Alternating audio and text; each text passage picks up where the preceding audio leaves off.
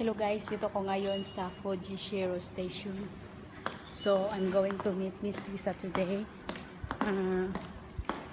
Nakarating din ako dito. So, I'm so excited to meet Miss Tisa. Siguro, dito ata ako nadaan.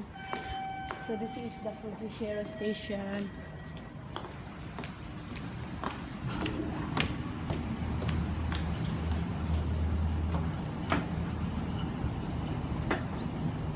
I'm so excited to meet this girl kasi medyo matagal-tagal na rin kami hindi nagkita.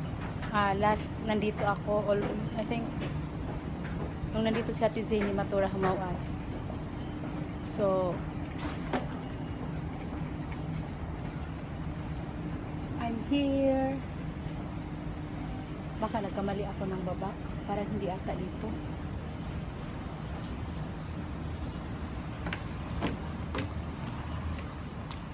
Parang hindi ata dito.